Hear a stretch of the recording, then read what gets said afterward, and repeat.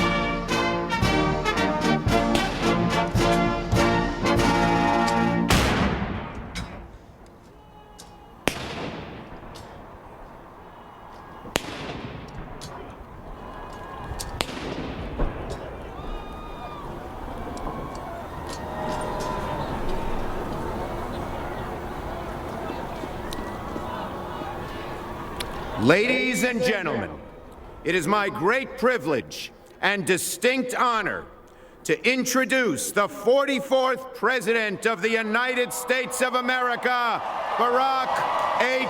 Obama.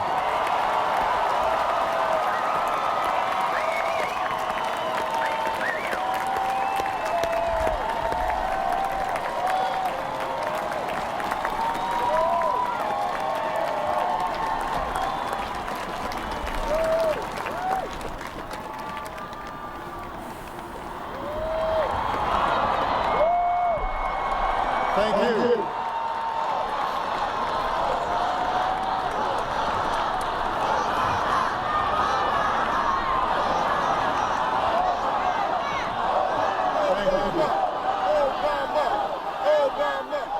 Thank you so much.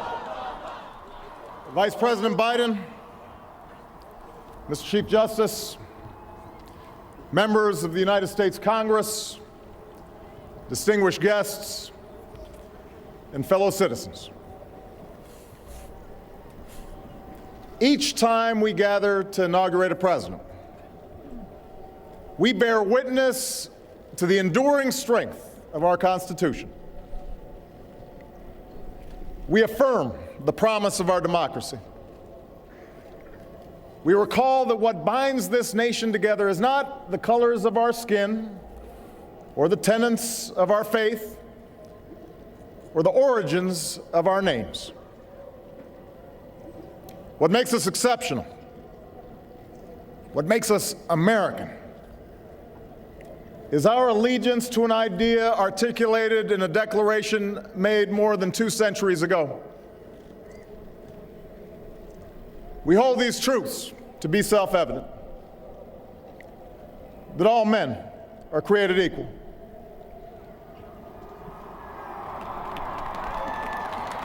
that they are endowed by their Creator with certain unalienable rights, that among these are life, liberty, and the pursuit of happiness. Today, we continue a never-ending journey to bridge the meaning of those words with the realities of our time. For history tells us that while these truths may be self-evident, they have never been self-executing. That while freedom is a gift from God, it must be secured by His people here on earth. The patriots of 1776 did not fight to replace the tyranny of a king with the privileges of a few or the rule of a mob. They gave to us a republic, a government of and by and for the people, entrusting each generation to keep safe our founding creed. And for more than 200 years we have. Through blood drawn by lash and blood drawn by sword, we learned that no union founded on the principles of liberty and equality could survive half slave and half free. We made ourselves anew and vowed to move forward together. Together, we determined that a modern economy requires railroads and highways to speed travel and commerce, schools and colleges to train our workers. Together, we discovered that a free market only thrives when there are rules to ensure competition and fair play. Together, we resolved that a great nation must care for the vulnerable and protect its people from life's worst hazards and misfortune. Through it all, we have never relinquished our skepticism of central authority, nor have we succumbed to the fiction that all society's ills can be cured through government alone. Our celebration of initiative and enterprise, our insistence on hard work and personal responsibility, these are constants in our character. But we have always understood that when times change, so must we. That fidelity to our founding principles requires new responses to new challenges. That preserving our individual freedoms ultimately requires collective action. For the American people can no more meet the demands of today's world by acting alone than American soldiers could have met the forces of fascism or communism with muskets and militias. No single person can train all the math and science teachers we'll need to equip our children for the future, or build the roads and networks and research labs that will bring new jobs and businesses to our shores. Now, more than ever, we must do these things together as one nation and one people.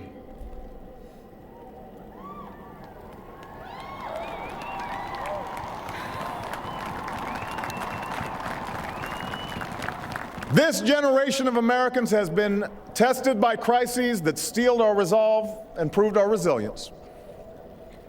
A decade of war is now ending.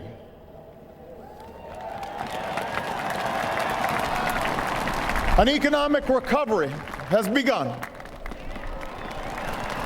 America's possibilities are limitless, for we possess all the qualities that this world without boundaries demands: youth and drive, diversity and openness, an endless capacity for risk, and a gift for reinvention. My fellow Americans, we are made for this moment, and we will seize it so long as we seize it together.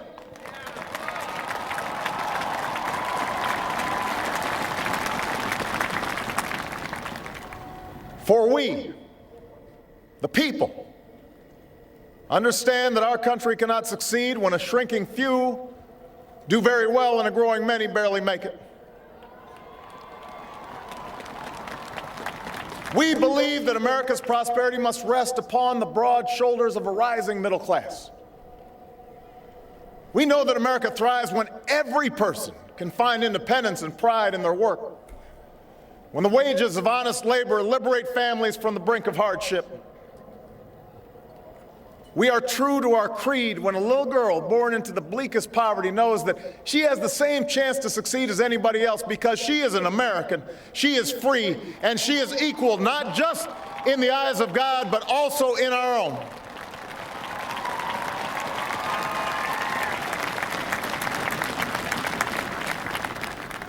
We understand that outworn programs are inadequate to the needs of our time.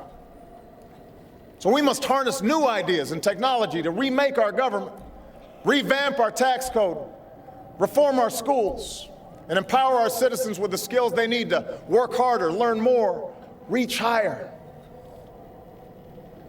But while the means will change, Our purpose endures. A nation that rewards the effort and determination of every single American. That is what this moment requires. That is what will give real meaning to our creed. We, the people, still believe that every citizen deserves a basic measure of security and dignity. We must make the hard choices to reduce the cost of health care and the size of our deficit. But we reject the belief that America must choose between caring for the generation that built this country and investing in the generation that will build its future.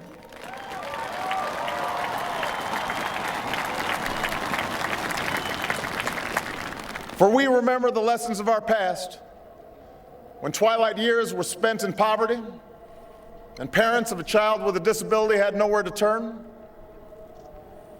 We do not believe that in this country freedom is reserved for the lucky or happiness for the few. We recognize that no matter how responsibly we live our lives, any one of us, at any time, may face a job loss or a sudden illness or a home swept away in a terrible storm.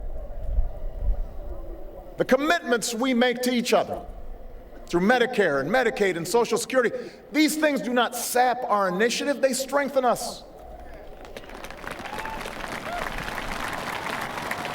They do not make us a nation of takers, they free us to take the risks that make this country great.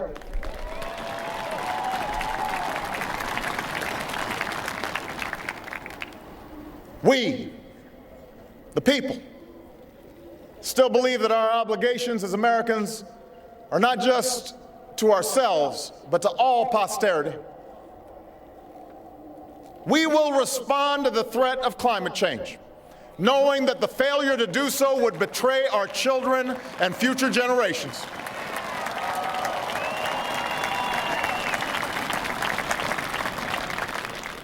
Some may still deny the overwhelming judgment of science, but none can avoid the devastating impact of raging fires and crippling drought and more powerful storms. The path towards sustainable energy sources will be long and sometimes difficult. But America cannot resist this transition. We must lead it. We cannot cede to other nations the technology that will power new jobs and new industries. We must claim its promise. That's how we will maintain our economic vitality and our national treasure. Our forests and waterways, our croplands and snow-capped peaks. That is how we will preserve our planet, commanded to our care by God. That's what will lend meaning to the creed our fathers once declared. We, the people, still believe that enduring security and lasting peace do not require perpetual war.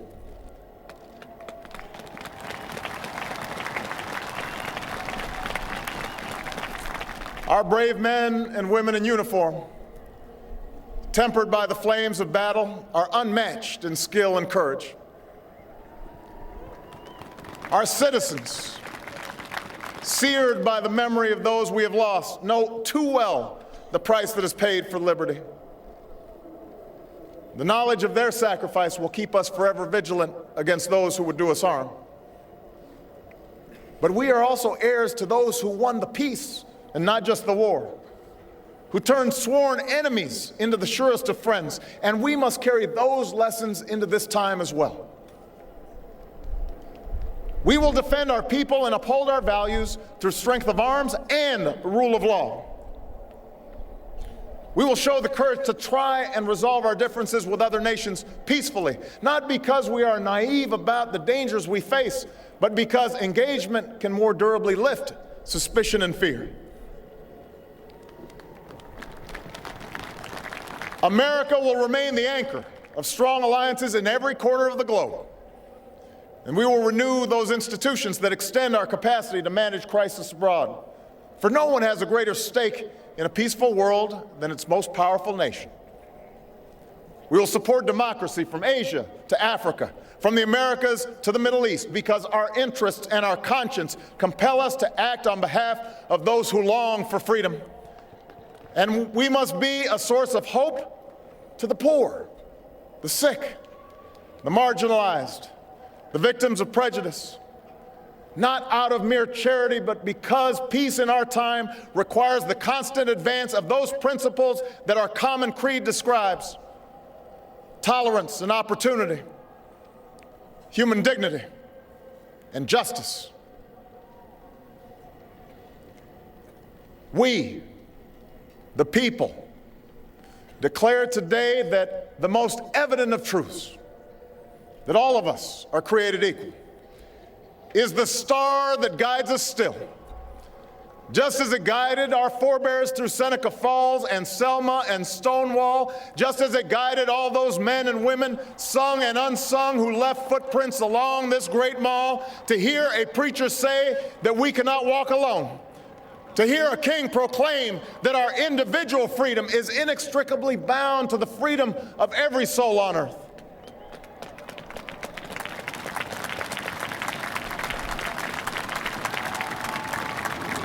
It is now our generation's task to carry on what those pioneers began. For our journey is not complete until our wives, our mothers, and daughters can earn a living equal to their efforts.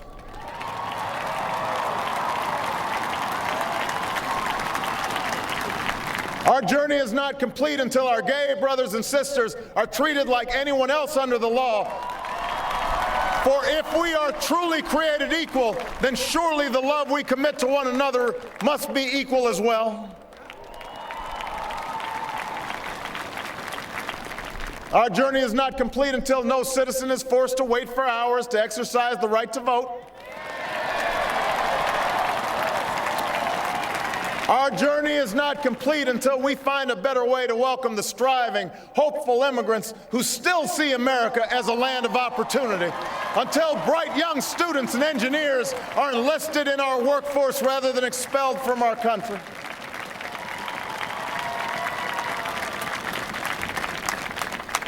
Our journey is not complete until all our children, from the streets of Detroit to the hills of Appalachia to the quiet lanes of Newtown, know that they are cared for and cherished and always safe from harm. That is our generation's task, to make these words, these rights, these values of life and liberty and the pursuit of happiness real for every American.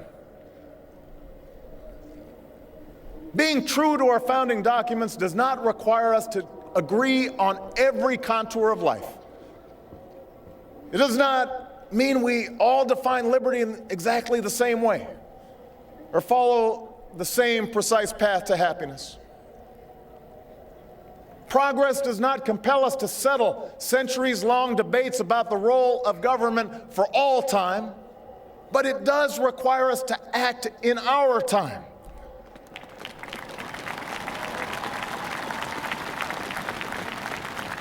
For now, decisions are upon us, and we cannot afford delay. We cannot mistake absolutism for principle, or substitute spectacle for politics, or treat name-calling as reasoned debate. We must act. We must act knowing that our work will be imperfect. We must act knowing that today's victories will be only partial, and that it will be up to those who stand here in 4 years, and 40 years, and 400 years hence to advance the timeless spirit once conferred to us in a spare Philadelphia hall.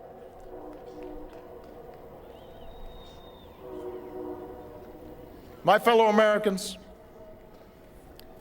the oath I have sworn before you today, like the one recited by others who serve in this Capitol, was an oath to God and country, not party or faction. And we must faithfully execute that pledge during the duration of our service. But the words I spoke today are not so different from the oath that is taken each time a soldier signs up for duty or an immigrant realizes her dream. My oath is not so different from the pledge we all make to the flag that waves above and that fills our hearts with pride. They are the words of citizens, and they represent our greatest hope. You and I, as citizens, have the power to set this country's course. You and I, as citizens, have the obligation to shape the debates of our time, not only with the votes we cast, but with the voices we lift in defense of our most ancient values and enduring ideals. Let us, each of us now, embrace with solemn duty and awesome joy what is our lasting birthright. With common effort and common purpose, with passion and dedication, let us answer the call of history and carry into an uncertain future that precious light of freedom.